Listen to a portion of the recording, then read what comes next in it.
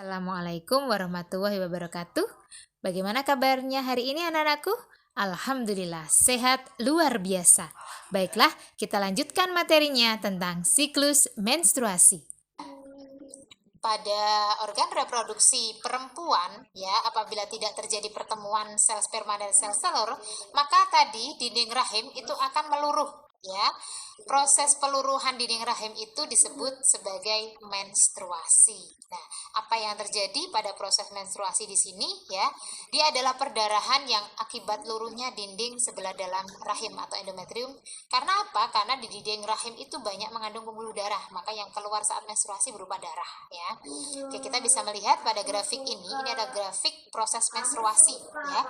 Di sini ada 3 sub, ya, 1, 2, 3. Sub yang pertama di sini adalah gambaran dari uterus, endometrium di uterus, ya. Ini ada dinding rahim, ya, bisa melihat ini dinding rahim. Atasnya di sini adalah gambaran yang terjadi di ovarium. Kemudian yang paling atas di sini adalah gambaran hormon, ya. Nah, kita bahas satu persatu, ya, untuk gambaran-gambaran yang ada di proses menstruasi ini. Kita bahas yang pertama, siklus menstruasi yang pertama. Siklus menstruasi pada wanita itu berbeda-beda, ya, kurang lebih 28 hari sekitaran, ya. Hari pertama menstruasi dinyatakan hari pertama siklus menstruasi. Ya, kita buat gambaran hari pertama itu tanggal 1 biar lebih mudah, ya. Nah, di fase menstruasi kamu bisa melihat yang warnanya merah ini, ya. Oke, kamu bisa melihat yang nomor 1 di sini, ya. Nomor 1, 2, 3, 4, 5. Ini adalah fase menstruasi. Apa yang terjadi pada fase menstruasi? Kamu bisa melihat apa yang terjadi di sini. Di sini terjadi peluruhan dinding rahim, ya. Dinding rahim meluruh. Apa yang terjadi di ovarium? Kita bisa melihat, ya, terbentuk pertama kali folikel primer karena ada peningkatan FSH, di mana pada saat itu akan mendukung untuk produksi estrogen, ya. Namun estrogen dan progesteronnya terhenti di sini, ya. Korpus luteum, ya, itu akan menghentikan produksi hormon estrogen dan progesteron di sini, ya. Sehingga apa yang terjadi, ya, lepasnya ovum dari endometrium disertai robek dan luruhnya endometrium. Dia berlangsung kurang lebih 5 hari, tapi beda-beda, ya, setiap wanita tergantung kesuburannya, jadi beda-beda. Darah yang keluar pada saat proses menstruasi itu sekitar 50 sampai 150 ml gitu. Nah, sekarang kita ke siklus menstruasi fase kedua, yaitu fase praovulasi. Kamu bisa melihat di gambaran ini, ya. Fase praovulasi, kamu lihat di sini yang meningkat adalah hormon estrogen. Tadi perkembangan dari FSH itu akan memicu peningkatan hormon estrogen, ya. Nah, di sini FSH itu akan mengembangkan folikel, ya, supaya folikelnya matang dan akhirnya bisa menghasilkan oosit tadi, ya. Di sini juga akan menghasilkan estrogen sehingga sel telur akan matang, ya. Nah, yang terjadi di fase praovulasi di sini, ya, hipotalamus akan memacu hipofise untuk mensekresi FSH tadi yang saya sampaikan, follicle stimulating hormone. FSH ini akan memacu pematangan folikel untuk mensekresi hormon estrogen di sini. Estrogennya tinggi, ya, kamu lihat di grafiknya, ya. Oke, selanjutnya estrogen itu akan melakukan pembentukan kembali, ya. Di sini akan dilakukan pembentukan kembali. Apa yang dibentuk? Yang dibentuk adalah dinding endometrium. Kamu lihat di sini, dinding endometrium mulai dibentuk lagi atau disebut proliferasi, ya. Nah, peningkatan hormon estrogen, ya, kadar estrogen di sini itu akan menyebabkan serviks mensekresikan lendir yang bersifat basah. Jadi jangan kaget nanti kalau anak-anak yang perempuan khususnya, kalau setelah menstruasi itu akan yang keluar itu kayak lendir gitu, ya, kayak putihan gitu. Itu adalah fase proliferasi, ya. Oke, nah, lendir itu sebenarnya untuk apa? Lendir itu fungsinya untuk menetralkan vagina sehingga mendukung kehidupan sperma, begitu. Nah, itu adalah fase yang kedua. Sekarang kita lanjutkan untuk fase yang ketiga, yaitu fase ovulasi, ya. Fase ovulasi di sini kamu bisa melihat yang bertanda orange di sini, ya. Fase ovulasi kamu bisa melihat di fase ovulasi ini adalah terlepasnya sel telur yang telah matang dari ovarium, ya. Ini terlepas, kamu lihat hormon yang berpengaruh pada saat itu yang paling tinggi pada saat itu adalah hormon LH atau luteinizing hormone. Ovulasi itu terjadi pada hari ke-14. Jadi katakanlah kalau menstruasi tadi kita hitung dari tanggal 1, ya. Kemudian di praovulasi itu mulai tanggal 6, jadi menstruasi 1 sampai 5, praovulasi dari 6 sampai 13. Nah, maka ovulasi itu terjadi pada hari ke-14 ya, atau pada tanggal 14 kalau menstruasinya tanggal 1. Nah, di sini peningkatan kadar estrogen di sini ya, kamu bisa melihat di grafik ini. Peningkatan kadar estrogen ini akan menghambat sekresi FSH. FSH-nya akan mulai terhambat. Kemudian hipofise yang ada di otak kita tadi ya, dia itu akan mensekresikan hormon LH atau luteinizing hormon dengan sangat besar. Nah, saat mensekresikan tersebut maka terjadilah proses ovulasi. Ya, peningkatan LH itu akan merangsang pelepasan oosit sekunder dari folikel. Nah, itu disebut proses ovulasi di situ. Nah, kemudian proses menstruasi atau fase menstruasi yang terakhir di sini adalah fase pasca ovulasi atau setelah ovulasi atau disebut fase sekresi. Fase sekresi ini berlangsung paling lama ya, dia berlangsung selama 14 hari sebelum menstruasi berikutnya. Nah, di sini kamu bisa melihat hormon yang berpengaruh ya. Di sini yang paling tinggi adalah hormon progesteron. Kemudian kondisi ovarium di sini ya, yang tadi folikel sudah melepaskan oositnya, melepaskan ovum sel telur ya, maka dia akan mengkerut membentuk korpus luteum di sini. Folikel degraf, folikel matang yang telah melepaskan oosit sekunder tadi ya, dia akan mengkerut dan menjadi korpus luteum.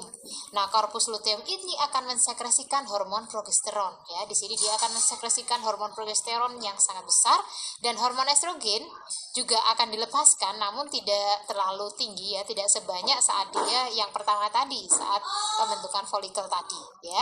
Nah, di sini progesteron itu mendukung kerja estrogen untuk mempertebal dinding rahim. Makanya di sini dinding rahim itu sangat tebal di sini ya. Kenapa harus tebal? Karena ini mempersiapkan endometrium untuk menerima implantasi embrio jika terjadi pembuahan atau kehamilan di sini. Oke?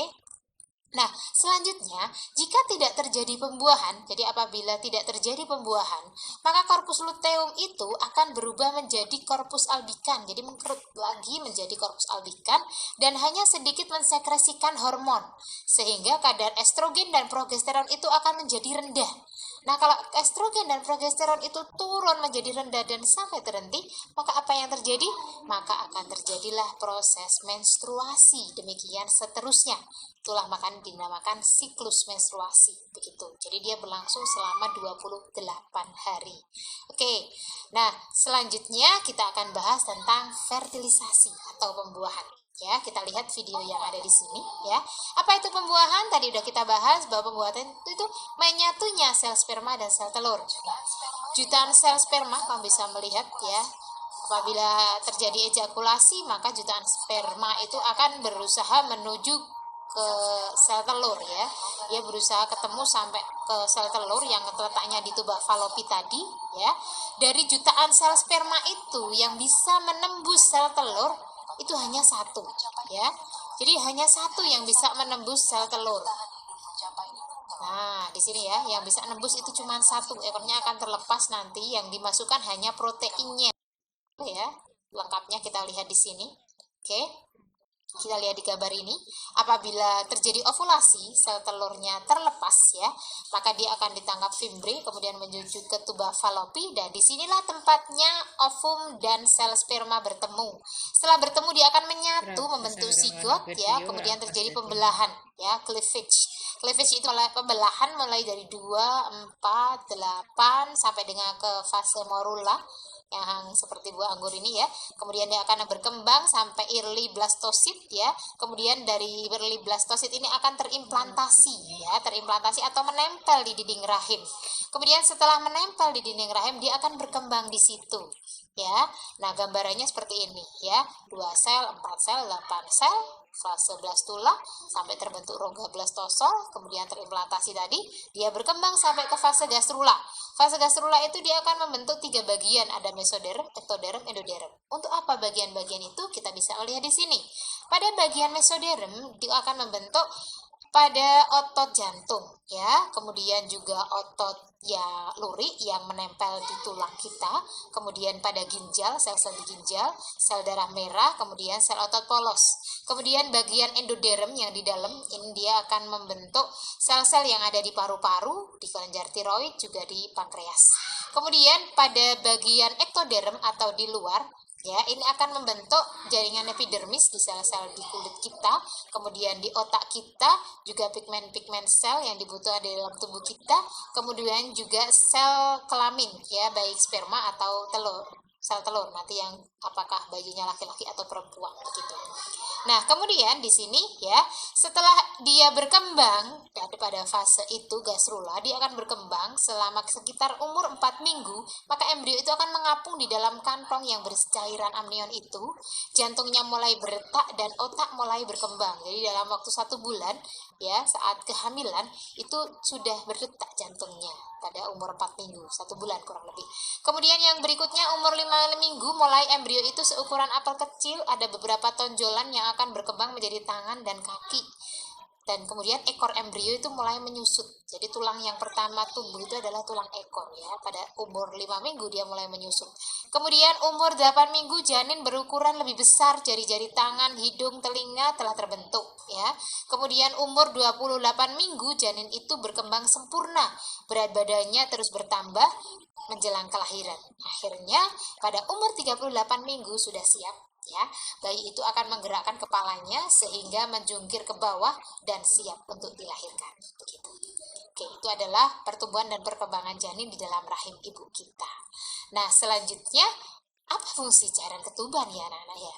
Amnion yang ada di dalam rahim ibu itu fungsinya untuk apa ya? Ini adalah kamu saat di dalam rahim ibu kamu. Ini cairan amnion, kemudian ini adalah tali pusatnya ya, tali plasenta yang menghubungkan kamu dengan ibu kamu untuk beroleh makanan ya. Nah, ini adalah dinding di uterus, yaitu di endometrium kita ya, ini ya, endometrium. Nah, apa fungsi cairan amnion? Yang pertama, dia memberikan ruang gerak bagi janin dalam kandungan. Yang kedua, dia sebagai pelindung janin dari benturan dengan dinding rahim supaya nggak kebentur dengan dinding rahim ya. Kemudian cadangan cairan dan nutrisi bagi janin. Kemudian dia menjadi inkubator atau pengatur suhu alami. Di sini itu bisa mengatur suhu alami. Kalau berat bayinya itu kurang dari 2,5 kilo, maka harus diinkubator. Kenapa? Karena dia kalau pada suhu biasa itu kurang bagus ya. Nanti tidak bisa berkembang dengan baik, maka harus diinkubator. Karena bayi yang beratnya itu kurang dari 2,5 kilo, itu berarti harus diinkubator dulu. Gitu ya. Nah, kalau kita sudah melahirkan dengan berat bayinya 2,5 ke atas, itu berarti sudah aman ya, sudah bisa kita rawat secara langsung begitu tanpa diinkubasi. Selanjutnya, amnion juga membantu proses kelahiran. Jadi kalau cairan amnion sampai habis sebelum bayi lahir, nah itu yang sangat berbahaya. Harus disesar berarti itu ya, nggak bisa lahir secara normal ya. Kemudian amnion itu juga sebagai pendeteksi kelainan keturunan genetis pada janin, begitu. Jadi bisa mendeteksi apakah kena kelainan atau tidak, gitu ya. Oke, selanjutnya kita akan membahas ya tentang sistem reproduksi perempuan. Sudah selesai berarti ya pembahasannya ya. Kita akan membahas nanti untuk penyakitnya ya. Ini adalah tugas 1.2, silakan dikerjakan di buku ya, melanjutkan tugas kemarin yang 1.1 ya. Anak-anakku, semangat mengerjakan tugas daring 1.2 ya. Semoga sukses. Assalamualaikum warahmatullahi wabarakatuh.